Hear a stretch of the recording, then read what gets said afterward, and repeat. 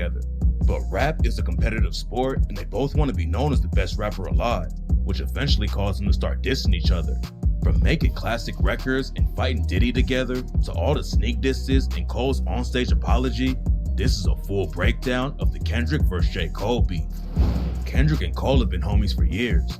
They first met back in 2010 before anyone even knew who Kendrick even was. J. Cole was already making music though and getting some buzz after dropping his second mixtape, The Warm Up. J. Cole was the first rapper ever signed to Roc Nation after Jay-Z heard his track, Lights Please. From there, Cole was able to get a feature on Jay-Z's song, A Star Is Born from the Blueprint 3, and also did guest verses for other big artists like Wale, B.O.B., and Talib Kweli. By 2010, J. Cole was already popping in the rap game and landed a spot on the XXL freshman list with other future legends like Nipsey Hussle, Wiz Khalifa, Big Sean, Freddie Gibbs, and J-Rock. J-Rock was signed to Top Dog Entertainment, the label that discovered Kendrick Lamar. Kendrick had already dropped mixtapes like No Sleep So NYC with J-Rock and C4, which built him a buzz in LA, but he wasn't famous yet on the mainstream level. Kendrick went with J-Rock to the XXL freshman list video shoot, which is the first time he met J. Cole. But Cole didn't even remember meeting Kendrick, because at the time, Kendrick was just another dude in J-Rock's crew. It wasn't until a few months later that J. Cole realized Kendrick had something special. J. Cole was cool with a group from LA called U&I. U&I had an album release party and invited Cole to come through.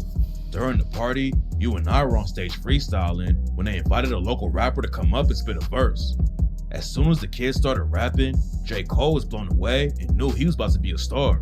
After he got off stage, Cole went up to the dude and told him how impressed he was by the performance. The dude who was rapping was Kendrick, and he reminded Cole that they already met at the XXL freshman cover shoot. J. Cole didn't remember meeting Kendrick, but he definitely remembered his name after that. Later in the night, Kendrick emailed Cole 2 songs to check out, Pussy and Patron and Cut You Off. J. Cole later admitted that he was so impressed by Kendrick's music that he wanted to sign him. But at the time, Cole didn't have his business right and Kendrick was already with TDE, so J. Cole wasn't able to make it happen, which may have been where the tension first started. But it didn't take long for him to hit the studio. In December 2010, Kendrick told Vibe magazine that he and Cole were working on some top secret shit and that they already had a lot of music recorded together. In early 2011, Kendrick played a few songs from his upcoming album, Section 80, at an album signing in Carson, California. One of the songs he played was a track called Temptation, which J. Cole produced and rapped on. Around that time, Cole and Kendrick started talking about doing a joint mixtape. Cole told MTV that his new project with Kendrick was about to tear up the world. Kendrick also told something similar to XXL and said that Cole was handling 90% of the production on the project. Kendrick eventually dropped Section 80 later that year. Even though Temptation wasn't on Section 80, the album's lead single, High Power, was produced by J. Cole. It was also one of the tracks that first helped Kendrick break into the mainstream. The album went insane, and fans were dying to hear a full collab project between Kendrick and Cole. In an interview with Bootleg Kev on Hot 97.5, J. Cole confirmed that the mixtape with Kendrick was actually about to be an album. That mixtape that y'all, oh man, it's like folklore, it's hip-hop folklore. Album, man. The Kendrick, J. Cole mixtape album. The first time fans got to hear Cole and Kendrick together on an official record was on the remix of Trey the Truth's song, I'm On, with Jadakiss and Bun B. The same year, they also hopped on DJ Khaled's song, They Ready, which also featured Big Crit. In October 2012, Kendrick took his career to a whole new level after he dropped his second album, Good Kid, Mad City, which fans were already calling an instant classic. In an interview with the LA Leakers, Kendrick confirmed that he still had an album on the way with J. Cole, but said that they didn't have a release date. Kendrick kept building hype for the album and teased fans with the track, The Jig Is Up, which was produced by J. Cole. Then, in 2013, J. Cole dropped his second album, Born Sinner, which had a guest appearance from Kendrick on the song Forbidden Fruit. But it wasn't a full verse, just a hook. But even though they were both on the track together, J. Cole still made it clear that he thinks he's the one and only king. On the track, Cole raps, Cole is the king, most definite. My little black book, thicker than the Old Testament. Later in the song, he also said, put a price on my head, won't make me run. Try to kill me, but it can't be done. Cause my words gon' live forever. You put 2 and 2 together, Cole here forever. Maybe Kendrick saw that as a challenge, cause a few weeks. My bro be spinning bars though, I ain't gonna lie to you. He be spinning bars. weeks later, he dropped his infamous Control verse, where he took shots at everyone in rap, including J.Cole. On the Big Sean track Control, Kendrick raps, "I'm usually homeboys with the same niggas I'm rhyming with, but this is hip hop, and them niggas should know what time it is." And that goes for j.cole, Big Crit, Wale, Pusha T, Meek Mills, A$AP Rocky, Drake, Big Sean, Jay Electron, Tyler, Mac Miller. I got love for you all, but I'm trying to murder you niggas. Trying to make sure your core fans never heard of you niggas. They don't want to hear not one more. And this is how black people do it, man. That's how we do it. 30 years, but we still love you. I don't know, but that's how we do it. Now no verb from you niggas.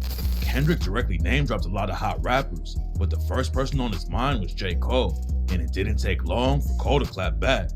J.Cole responded to Kendrick on a remix of Justin Timberlake's song TKO with A$AP Rocky and Pusha T and raps, "Thought you was a down ass bitch till I found that shit a couple days ago. I was home alone. Next thing I know, that long ass verse from a song called Control was on." J.Cole's telling a story about dating a girl and thinking she believes in him, only to find out she's secretly bumping a diss record about him. J.Cole continues, rapping, "The room got nearer, the tune got clearer. That's when I seen the shit playing on your phone. Girl, what is that? A ringtone? Shit, not you too. Man, that hype done got you too. Everybody and their mama gassed. Even my mama asked what I'ma do." In that line, Cole is referencing all the hype around the Control verse and admitting that everyone's been asking him how he's gonna respond, including his own mom. So when he found out his girl was listening to the record, Cole felt disrespected. On the next bar, he took a shot at Kendrick and raps, "Decisions, decisions. In case this is war, then I load up on all ammunition. If a nigga want problems, my trigger's on auto. I'll make sure that nobody miss him." This is a response to Kendrick's diss on Control when he promised to make Cole and all the other rappers' fans forget all about him. So Cole is letting Kendrick know that if he really wants a rap battle, he's always ready. But even though they traded a few shots back and forth, Kendrick and Cole were still cool behind the scenes. In an interview with Big Boy on Power 106, Kendrick said that his relationship with Cole never changed after the Control verse drops, and he still had mad respect for J.Cole as an artist. Same place, it was all love from the moment I did the verse to after the verse. You know what I mean? I think hip hop is a sport, so you're gonna have these little spits and spats, and it's all good because personally I respect these dudes as, you know, as people. You know what I mean? So outside of that, it's really nothing. Specifically, where are you at, like with the J. Cole? Specifically, where are you at with a Drake or so on and so forth? I respect their music, for sure. I respect them as individuals and creators. But hip hop is a competition, so he has to let the world know who's the best.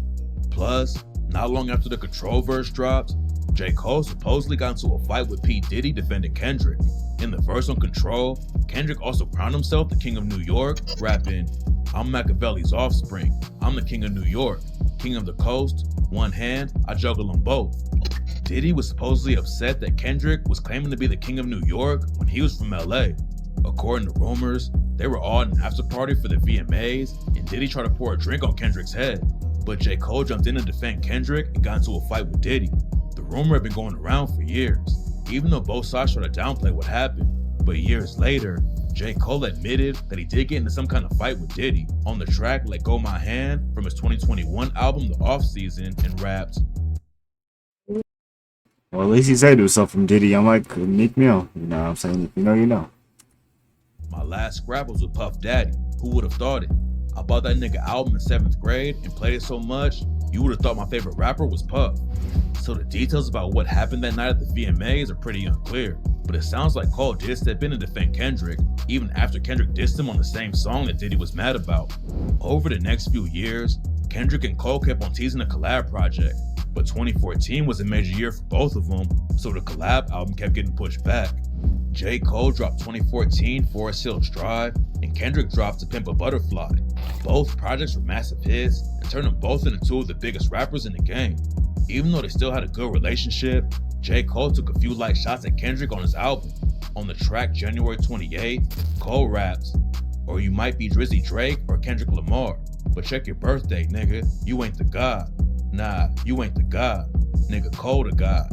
J. Cole was giving Drake and Kendrick their props for being great artists, but still reminding them that he's number one. On the song GOMD, Cole also had a less obvious bar aimed at Kendrick where he raps, Fuck the rest, I'm the best nigga out. When I'm back home, I'm the best in the South. When I'm in LA, I'm the best in the West. You can test, I'ma stretch niggas out. This could be a response to Kendrick's line on Control about being the best on both the East Little sus right there, my boy J. Cole. Little sus right there. and West Coast. There's only a few rappers who could claim to be the best on the West Coast at that time, and Kendrick was definitely one of them. On the track Fire Squad, J. Cole also let the world know that he's the best rapper in the game, rapping, "While the people debate who's the king of this rap game, here comes Lil Old Jermaine, with every ounce of strength in his veins, to snatch the crown from whoever y'all think has it." It's not a direct shot at Kendrick, but on Control, Kendrick let the world know he thinks he deserves the crown. Cole took some jabs at him, but Kendrick couldn't really be mad because he started it all in the first place by dissing everyone on Control. So at that point, it was all just healthy competition, and neither one of them took the shot seriously. Over the next few years, they continued to talk about doing a collab project and kept working on music together. When asked about a joint album with J. Cole in an interview with Hot 97, Kendrick said that he would still love to make it happen. But they were both so busy with their solo careers and touring schedules that they didn't have time to lock in and get it done. On Black Friday 2015, they gave fans a preview by announcing they were dropping Something Scary on SoundCloud. Then they dropped 2 singles titled Black Friday, where they both rapped over each other's beats. Kendrick topped on A Tale of Two Cities from 2014 Forest Hills Drive. J. Cole continued to build the hype for the collab album by ending his verse with the line, "When you and K-Dot shit dropping, bitch never. They can't handle 2 black niggas this clever. But this February, that shit gets scary when I fuck around and drop." So fans were convinced the album was already recorded and about to drop. Kendrick's sister also announced on Facebook that the album was coming out on February 16th and even revealed the cover art. But February came and went with no release or other news about the album. It's possible that J. Cole may have had second thoughts after seeing the reactions to Black Friday, because most people agreed that Kendrick's verse made him forget that Cole was even on the project. Their crews tried to keep the hope alive by saying the project was still coming, but they just needed more time to work on it. Dreamville president Ibrahim Hamad said on the Rap Radar podcast that when Cole said the project was coming in February, they all knew that was a stretch. But Cole has a way of getting things done, so fans just have to trust the process and be patient. Ab-Soul also went on The Breakfast Club and confirmed the Kendrick Cole album was real and they had something in the works. But there is a Kendrick Cole album. There's a Kendrick, they got it. You know what I'm saying? They got something in the works. They've been working on that motherfucker for a while. So even if they weren't dropping music, Kendrick and Cole clearly still had a good relationship behind the scenes. Hype for the joint album reached an all-time high after both Kendrick and J. Cole had features on the Young Jeezy song American Dream. This time, most fans agreed that J. Cole went way harder than Kendrick, who used a more melodic flow and wasn't really even rapping. Jeezy later admitted that he didn't tell Kendrick or Cole that they were both going to be on the same song. So that may have been why Kendrick decided to sing instead of trying to out-rap J. Cole. But even if Kendrick took the L on that song, he still had a huge year. Damn was one of the biggest projects of 2017 and won him both a Grammy for Best Rap Album and a Pulitzer Prize for Music. Around the same time, J. Cole was also in an awkward place in his career. SoundCloud rap was starting to take over, and Cole was becoming a meme after rappers like Lil Pump and Smoke Perp started dissing him for making boring music. Cole responded by sitting down to do an interview with Lil Pump, and even responded to them on his next album, KOD. KOD did well commercially and sold close to 400,000 records in the first week, but it got mixed reviews from fans, and many people think it's one of his weakest projects.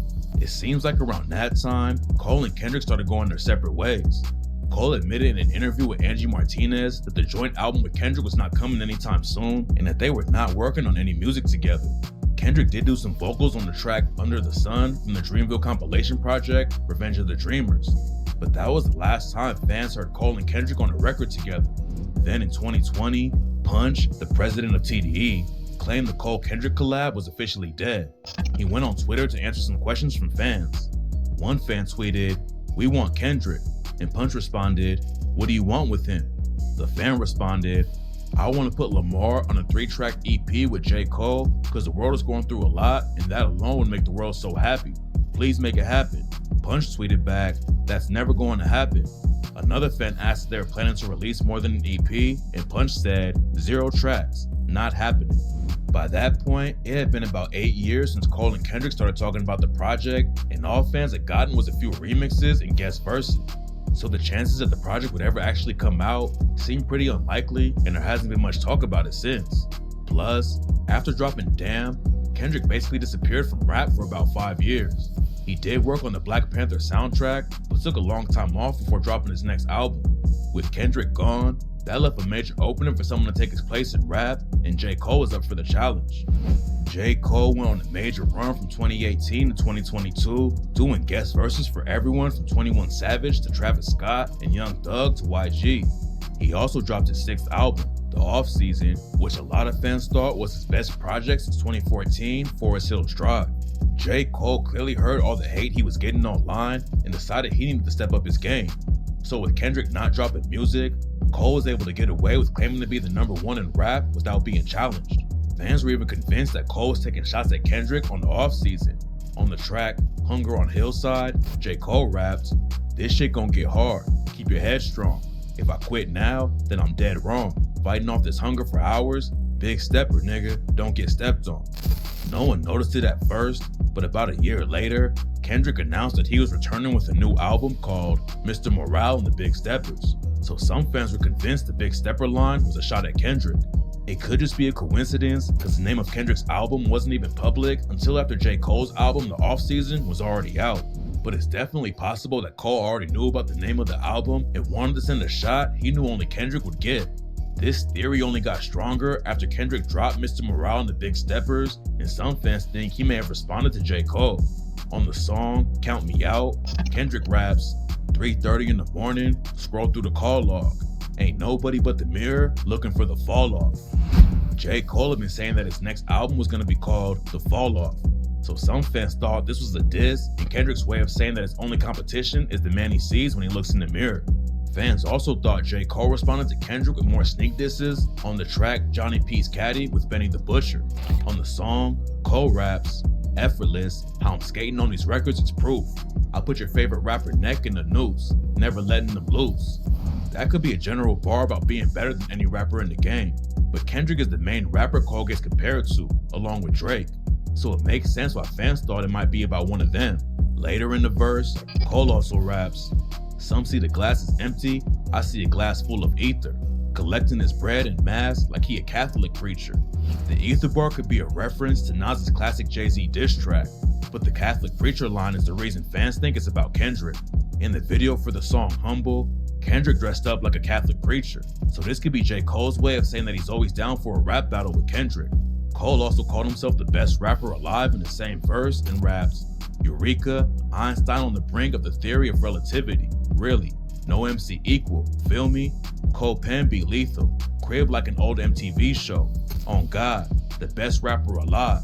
Headshot, now go and ask the best rappers that died. They'll tell you he never lied." The verse is full of references to religion, so the Catholic preacher line being about Kendrick might be a stretch, but Cole is letting everyone know he still thought he was running the game. Cole also may have taken another shot at Kendrick on the track The Secret Recipe with Lil Yachty. On the song, Cole raps, "Niggas fake progressive and woke. I started saying less. I had to stop it. Peeped how they profit off of racial stress. Some activists got so rich, they probably wish we stay oppressed. Studio steppers moving extra on songs, faking rep." Kendrick is well known for rapping about social issues in his music, so it seemed like Cole was calling him out for using a woke message to sell records, but not actually doing anything to help the community. The line about studio steppers could be another reference to Mr. Morale and the Big Steppers, and a shot at Kendrick for pretending to be woke on records, but not backing it up in real life. Later on the song, Cole raps, "Only breaking bad in the lab, thought y'all was making meth. Niggas making threats and I laugh, that's cause you ain't a threat." Once again, j.cole was claiming to be the best rapper in the game and was saying he doesn't see anyone as competition, including Kendrick. j.cole would then take his most direct shot at Kendrick later in 2023 by name dropping him on a song with Kendrick's biggest rival, Drake. Drake and Kendrick have been quietly beefing for over 10 years. It all started after Kendrick dropped the Control verse and Drake started dissing him in interviews. Drake said that he felt like the Control verse was overhyped and that Kendrick only did it for shock value. Drake also responded to Kendrick on his next album, and ever since then they've been sending shots back and forth. They've been with someone for over 10 years is crazy, bro. I could never do nothing like that. That's just me, though. j.cole links up with Drake for the song First Person Shooter, where he calls himself, Drake, and Kendrick the Big Three in rap. But Cole also takes credit for being the greatest. On the track, Cole raps, I'm naming the album The Fall Off. It's pretty ironic because it ain't no fall off for me. Still in this bitch getting bigger. They're waiting on the kid to come drop like a father to be. Love when they argue the hardest MC. Is it K-Dot, is it Aubrey, or me? We the big three like we started a league. But right now, I feel like Muhammad Ali. Muhammad Ali is known for being the greatest boxer of all time. So even though Cole gives Drake and Kendrick their flowers, j.cole also admits that he thinks he's the best. Later on the verse, Cole also raps about his new friendship with Drake and took another shot at Kendrick, rapping, the Spider-Man meme is me looking at Drake. It's like we recruited your homies to be demon deacons. We got them attending your wake. Hate how the game got away from the bars, man. This shit like a prison escape. Everybody steppers? Well, fuck it. Then everybody breakfast, and I'm about to clear up my plate. Back in the day, it was Kendrick and Cole who were super tight. But now that it seems like they fell out, Cole decided to team up with Drake, Kendrick's biggest op in the industry. In the video for the track, j.cole and Drake even recreate the Spider-Man meme to show how similar they are. Cole also went a step further by taking a shot at Kendrick by referencing his album, Mr. Morale and the Big Steppers, while claiming everybody is breakfast or that he'll eat any other rappers in the beef. If that wasn't enough to get Kendrick to respond, j.cole had another diss for him on a bonus track from Drake's album For All the Dogs, Scary Hours. On the track Evil Ways, Cole raps, razor to his face and he ain't need a shave. I stay out of beef, see niggas DNA get rearranged. I'm with Drizzy in Atlanta, so many hitters with that nigga, they could be the Braves. Kendrick has a song called DNA from his album Damn. So even though j.cole claims he tries to stay out of beef, it seems more like he's trying to start one. But there's only so long a dude like Kendrick can sit back and take all the disses before he's forced to respond. Kendrick shook up the whole rap game after he took direct shots at Drake and j.cole in a surprise feature on the Future Metro Boomin project, We Don't Trust You. On the track Like That, Kendrick responded to Cole's claims of being the best rapper in the game on First Person Shooter. Kendrick starts out the verse rapping, these niggas talking out of their necks, don't pull no coffin out of your mouth, I'm way too paranoid for a threat. Right off the bat, Kendrick's taking shots at Drake and j.cole for sneak dissing him in response to the first line in First Person Shooter where j.cole said, First Person Shooter mode, we turning your song to a funeral. Later in the verse, Kendrick keeps taking shots, rapping, I hope them sentiments symbolic. My temperament bipolar, I choose violence. Okay, let's get it up. It's time for him to prove that he's a problem. Niggas clicking up, but cannot be legit. No 40 water, tell him. Yeah, get up with me. Fuck sneak dissing. First Person Shooter, I hope they came with 3 switches. Kendrick was letting Drake and Cole both know that he's always ready to throw down if they really want to prove he's the best. Kendrick also calls him out for teaming up behind his back and dissing him while pretending to be his friend. The last line where he says fuck sneak dissing and name drops First Person Shooter is where Kendrick makes it clear who he's talking about and shows he has no problem calling him out directly. And at the end of the verse, Kendrick took another shot at them and raps, think I won't drop the location? I still got PTSD. Motherfuck the big 3. Nigga, it's just big me. That's another reference to First Person Shooter where Cole claimed he, Kendrick, and Drake were the top 3. But according to Kendrick, there is no big 3 because Cole and Drake are nowhere near his level. Kendrick's verse had the internet going crazy. Even though he took way more shots at Drake, Kendrick also called out Cole directly and challenged him to prove he was the better rapper. Everyone was waiting for Drake's response because most of the disses were about him, but Cole ended up being the first one to respond. 2 weeks after the song dropped, j.cole released a surprise EP called Might Delete Later, which was full of shots at Kendrick. On the closing track, 7 Minute Drill, Cole directly responded to Kendrick's verse on Like That. Cole starts out the track rapping, light work like it's PWC. It's a cold world. Keep the heat under your seat. I got a phone call. They say that somebody dissing. You want some attention? It come with extensions. j.cole was addressing the diss and letting Kendrick know he's getting the response he wanted. PWC is a utility company in j.cole's hometown of North Carolina. So the first bar is probably a reference to the Kendrick bar on Like That, where Kendrick raps, and your best work is a light pack. Cole continues the verse rapping, I came up in the Ville, so I'm good when it's tension. He's still doing shows, but fell off like The Simpsons. Your first shit was classic, your last shit was tragic. Your second shit put niggas to sleep, but they gassed it. Your third shit was massive, and now it's your prime. I was trailing right behind, and I just now hit mine. Now I'm front of the line with a comfortable lead. J.Cole starts trashing Kendrick's career by claiming his new music sucks, even though he's still selling out shows. Mr. Morale and the Big Steppers did get mixed reviews from fans. Some loved it, and others thought it was boring and took too long to drop. But the Mr. Morale tour did break records for the highest earning hip-hop tour of all time. The Simpsons is one of the longest running TV shows ever, but most fans agree that the new episodes aren't as good as they used to be. So J.Cole is saying Kendrick may still do shows, but the quality of his music is falling off compared to his prime. J.Cole then claimed that Mr. Morale was trash compared to a classic like Good Kid, Mad City. He also trashes To Pimp a Butterfly and said it put fans to sleep, even though it was popular even with critics. Cole admits that Damn was a huge album and helped Kendrick take the lead over him, but Cole says that was Kendrick's peak, and since then, it's been all downhill for Kendrick, while Cole is only getting better. J. Cole keeps on going, rapping, "Boy, I got here off of bars, not no controversy. Funny thing about it, bitch, I don't even want the prestige. Fuck the Grammys, cause them crackers ain't never done nothing for me." Basically here he's calling out Kendrick for dissing other rappers for clout like he did on Control, and now on Like That. Cole also says that all of Kendrick's Grammys and other awards don't mean anything to him because they don't really represent who's the biggest in hip-hop. Cole ends the first verse rapping, "He averaging one hard verse like every 30 months or something. If he wasn't dissing, then we wouldn't be discussing him. Lord, don't make me have to smoke this nigga cause I fuck with him. But push come to shove, on this mic, I will humble him. I'm Nino with this thing. This that New Jack City me. Yeah, I'm aiming at G Money, crying tears before I bust at him." In this bar, Cole's calling Kendrick out for barely dropping any music.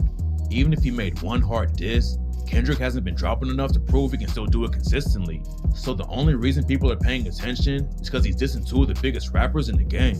J. Cole also admits that he still has love for Kendrick, but he'll humble him if he has to, which is a reference to Kendrick's hit song, Humble. He closes it out by referencing a meme of the character Nino Brown from the movie New Jack City shooting his friend G Money with tears in his eyes. J. Cole had more bars for Kendrick on the second verse, but it was mostly just clever wordplay, not direct shots. Although he did flip Jay-Z's classic Nas diss track, The Takeover, rapping, "4 albums in 12 years, nigga I can divide. Shit, if this is what you want, I'm indulging in violence." But even though Cole responded, he still made it clear that he didn't want to diss Kendrick. Cole admitted that he still considers Kendrick a friend and respects him as an artist, and made it impossible for Cole not to respond. In J. Cole's defense, Like That was more aimed at Drake than him, and Kendrick did keep it strictly about the music and didn't take personal shots.